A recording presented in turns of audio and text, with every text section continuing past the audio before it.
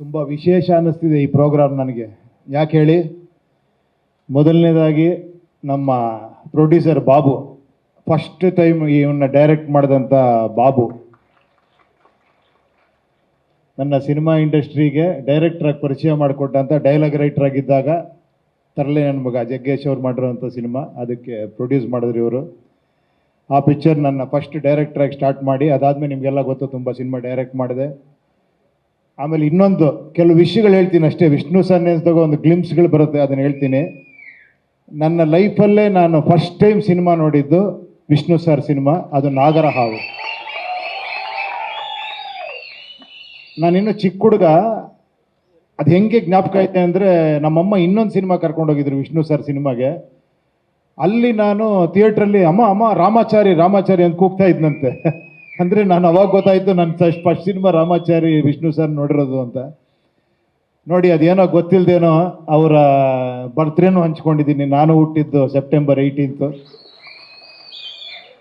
ಯಾವಾಗ ಬರ್ತ್ಡೇ ಮಾಡ್ಬೇಕಾದ್ರು ನಾನು ಅವ್ರಿಗೆ ಸಿಕ್ಕಿದಾಗೆಲ್ಲ ಹೇಳ್ತಿದ್ದೆ, ಸರ್ ನಾವು ಒಂದ್ಸತಿ ಇಬ್ಬರು ಸೇರಿ ಬರ್ತ್ಡೇ ಮಾಡಬೇಕು ಅಂದಾಗ, ನಾವು ಸೇರೋ ದಿನ ಎಲ್ಲ ಬರ್ತ್ಡೇ ಬಿಡಿ ಅನ್ನೋರು. ತುಂಬ ಸತಿ ಅವ್ರ ಮನೆಗೆ ಹೋಗ್ತಿದ್ದೆ. ಏನಂದರೆ ಅವ್ರ ಮಾತುಗಳು ಕೇಳಬೇಕು. ಅವರು ತುಂಬ ಒಳ್ಳೆ ಮಿಮಿಕ್ರಿ ಆರ್ಟಿಸ್ಟ್, ನಿಮ್ಗೆ ಗೊತ್ತಾ? ಸಿಕ್ಕಾಪಟ್ಟೆ ಅದ್ಭುತವಾದ ಮಿಮಿಕ್ರಿ.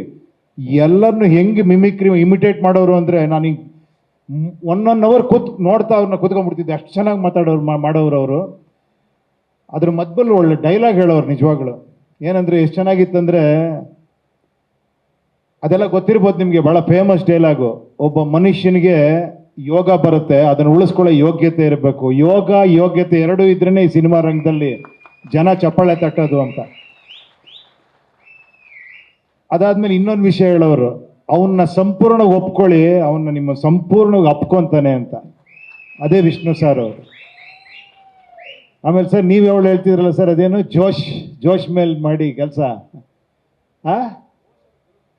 ಹೋಶ್ ಅವ್ರ ಜೋಶ್ ಅಲ್ವಾ? ಏನಂದರೆ ಸ್ಟ್ರೆಸ್ ಮಾಡ್ಕೊಂಡು ಸಿನಿಮಾ ಮಾಡಬೇಡಿ, ಖುಷಿಯಾಗಿ ಸಿನಿಮಾ ಮಾಡಿ ಅಂತ ಎಲ್ಲರನ್ನೂ ಖುಷಿಯಾಗಿಡೋರು. ಒಂದೇ ಒಂದು ಭಾಳ ವಿಶೇಷ ನನಗೆ ಯಾವಳು ಅನ್ಸೋದೇನೆಂದರೆ, ಸಿನಿಮಾಲಿ ಆಡಿಯನ್ಸ್ ಹೋಗಿ ಪಿಕ್ಚರ್ ನೋಡಿ ಒಬ್ಬ ಸ್ಟಾರಿಗೆ ಅಭಿಮಾನಿ ಆಗ್ತಾರೆ, ಅದು ಮಾಮೂಲಿ. ಬಟ್ ಇವ್ರ ವಿಶೇಷ ಏನು ಅಂದರೆ, ಇವ್ರ ಜೊತೆ ಪಿಕ್ಚರ್ ಮಾಡಿರೋ ಪ್ರೊಡ್ಯೂಸರ್ ಎಲ್ಲರೂ ಫ್ಯಾನ್ಸೇ ಇವ್ರಿಗೆ.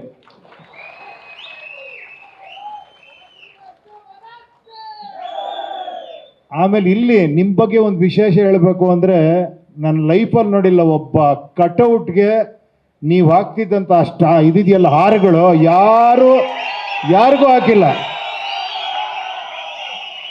ಅದು ಯಾವಳು ಅವ್ರ ಕಟೌಟ್ ಅಂದ್ರೇ ಆ ಥರ ಮೇಲಿಂದ ಕೆಳಗಡೆಯವ್ರಿಗೆ ಹಾರ ಹಾಕಿ ಸಂಭ್ರಮಿಸ್ತಾ ಇದ್ರಿ.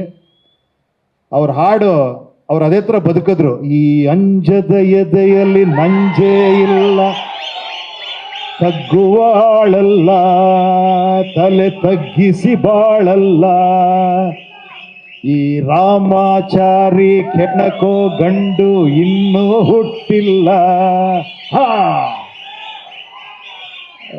ರೋಮಾಂಚನ ಆಗುತ್ತೆ ಆ ಸಿನಿಮಾ ನೆನೆಸ್ಕೊಂಡ್ರೆ, ಅವರ ಪರ್ಫಾರ್ಮೆನ್ಸ್ ನೆನೆಸ್ಕೊಂಡ್ರೆ.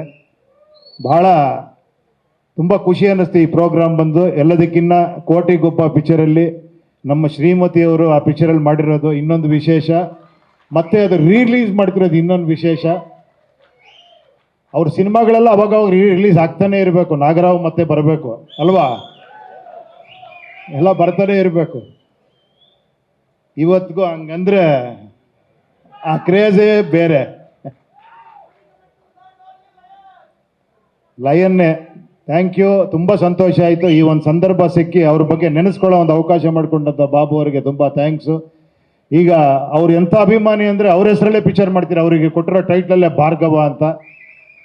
ನಾನು ಹೇಳಿದೆ, ನಿಮ್ಮ ಪ್ರೀತಿ, ನಿಮ್ಮ ಅಭಿಮಾನ ಮತ್ತು ಅವರು ನಿಮ್ಮನ್ನು ಆಶೀರ್ವಾದ ಮಾಡ್ತಾರೆ, ಒಳ್ಳೇದಾಗತ್ತೆ ಈ ಪಿಕ್ಚರ್ಗೆ ಅಂತ. ಮತ್ತೆ ನಾಗಣ್ಣ ಅವರಿಬ್ಬರು ಕಾಂಬಿನೇಷನ್ ಭಾರ್ಗವ ಅಂತ ಮಾಡ್ತಾ ಇದ್ದೀವಿ. ಒಳ್ಳೇದಾಗಲಿ ಬಾಬು ಅವರೇ, ಎಲ್ಲರಿಗೂ ಒಳ್ಳೇದಾಗಲಿ. ನಿಮ್ಗೆಲ್ಲರಿಗೂ ತುಂಬ ವಿಶೇಷವಾದ ವಿಷಯ ಹೇಳಿದ್ರಿ ನೀವು. ಭಾಳ ಆಶ್ಚರ್ಯ ಅನ್ನಿಸ್ತು ವಿಷ್ಣು ಸರ ವಾಚ್ ಕೊಟ್ಬಿಟ್ಟು ಆಶೀರ್ವಾದ ಮಾಡಿದ್ದು. ಆ ಥರ ತುಂಬ ವಿಷಯ ಇದೆ ಅವ್ರದ್ದು.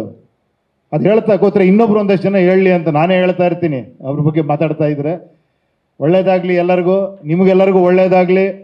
ಎಲ್ಲ ಹಿಂಗೆ ನಗನಕ್ಕೊಂಡಿರಿ, ಖುಷಿಯಾಗಿ, ತಲೆ ಕೆಡಿಸ್ಕೊಂಬಿಡಿ, ಯೋಚನೆ ಮಾಡಬೇಡಿ. ಓಕೆ, ಹ್ಯಾಪಿಯಾಗಿರಿ.